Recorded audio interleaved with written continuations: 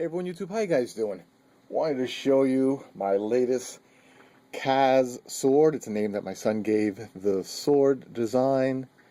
I've been making this design for a while now. Kaz, K-A-Z, stands for Kill All Zombies. So you've seen this one before, made out of 440C. This one is 3V, my first one done in 3V. All the other ones that I've made were in 440. I've been doing this design for quite some time. I know I'm going to get at least one comment. There is another knife maker, a big knife maker on YouTube, who makes a similar looking sword with the rock pattern and some sort of color, if you will, on top, with or without it. If you were to check my videos, I was the first one on YouTube to do this. My first video is over a year old, or just about a year old. All I'm going to say is great minds think alike. 3V steel, it's almost 0.295, almost 0.3 inches thick. It's a thick stock of steel and a thick handle. I like on choppers a big, heavy, thick handle. Two reasons: better grasping for the average or large size hands, as well as a balance. So the balance point is, I didn't measure it, I'm not too sure. Okay, so it's right here at the start of the cutting edge. It's right here. For something this big and heavy and thick, it's well balanced, and that's because of the length of the handle. So you've got a 2-finger choil in the ricasso area, so you could do any kind of draw cutting if you have to, or push cutting. More balance if that's what you're looking for. You could step it back a notch. You have 1 finger here, 2 fingers here, and then 1 past the bump. Or your typical here for more leverage, more chopping leverage, or even further back. So you can actually put more than 2 hands. I'd say this is almost for 3 hands. I don't know anyone with 3 hands, but it is a 3-handed short sword or good heavy chopper. Extra large lanyard hole in the back should you want to use it, or exposed pommel area should you need it. My fallout finish, lots of detailed work, including along the spine. Maybe I should show you the other side as well. Trying to see, I can't fit this all in the camera. We have a full flat ground, which then I touched with a slight convex. That's the way I like to do my knives for better performance. Full flat on the grind. I mean, it's not full flat to the top. I mean, it's completely flat ground, and then I kind of touched it in the convex the bottom a little bit. If you want to talk about the slight imperfections, there's a tiny nick over here. Does not affect the performance. A tiny nick over here, and that's because I was going to rock pattern this out, and it didn't matter. And then after thinking about it for too long, I kind of left that alone. Left this bare, not rock patterned out. The fit and finish is very good, but there is a slight lip over here. Tiny bit along the edge. Let me see over here, along the top of the grind. Where are we? I guess it's right over here. Tiny slip up. I don't think it's going to show. There it goes. But you have to, hit it in the right light to get it to show it. Same on the other side. There's a couple of areas which I tried to clean up and I couldn't, and I didn't want to risk ruining the finish. Are you going to focus for me? Again, it's really subtle. It's just that the grind lines don't completely match. I'm trying to see if I could find it.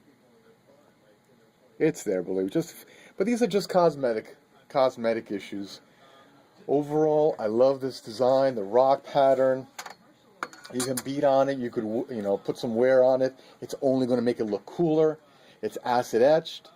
Not that 3V steel in the family of stainless really needs any kind of patina, but it gives you a little more protection from rust. But You know, it's stainless steel, 3B steel, Rockwell harness, 6061, treated at Peter's Heat Treat. I didn't weigh it. My guess it's a little more than 3 pounds, so it's a heavy one. And I think it's 25 inches long. Let's see what we got. Let's measure in the camera. What do we got? We got inches over there. So I've got a 13-inch blade. 13-inch blade, and then from blade to handle, it's a little more than 10 inches.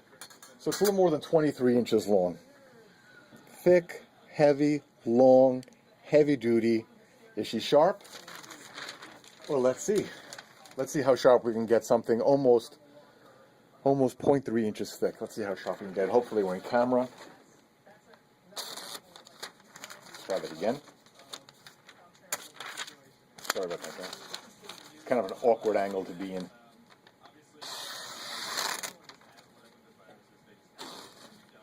I'm just hitting it really lightly, and I'm not getting a good cut. All right, I'm just going to make it comfortable for me. I was trying to do it upside down. Look, it shaved the paper. It shaved, I'm not too sure you can see it, it shaved the phone book paper. So, it's probably not showing up on camera. I can't tell, I can't see anything, but if I'm not hitting it right at the right angle, or twist it, it's not going to cut. I hope this is recording. Come on.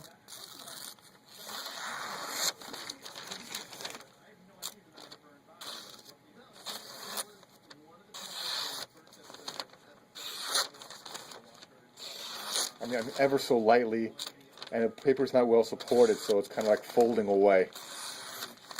But you can see, you know. And sometimes some people say the cross grain of the paper or something.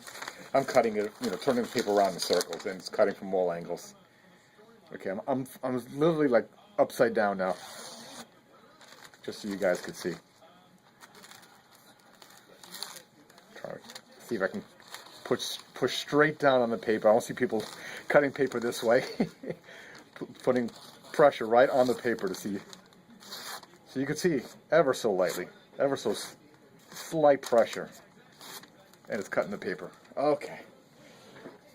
So the last thing I want to talk to you about or show you is the Guycarta. This one I think he calls Sedona. It's got a nice red color, and then a blood red, a dark red, a richer red, and then a dark red with brown and yellow in between. So we've got red, yellow, blood red, dark red, burgundy red, I'm not sure, yellow, brown, and then the cycle continues. And I'm not sure if the light is doing it justice, but this thing is beautiful. It is really cool. Nice stripes in the back, nice contouring.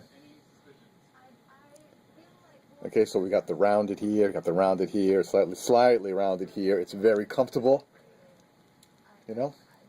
But the colors of this with the brass pins, I just think it's awesome.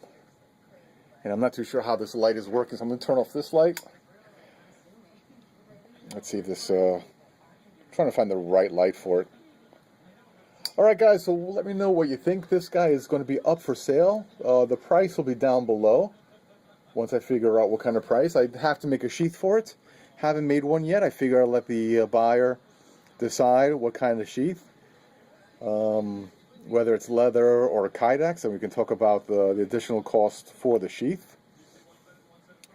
But just want to pick up the video camera just to show you. This is a waste. Sorry guys. My old cast sword. This guy's over a year old.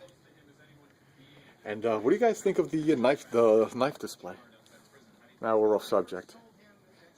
I used 2x3s, pine, lumber, 2x3s, stacked them up.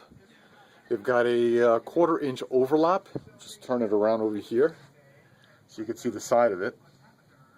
1/4 inch overlap held together with 2-inch screws or 2.5-inch screws. And now I could display my knives and see them all. Alright guys, so For those celebrating Thanksgiving, I hope you had a great Thanksgiving. And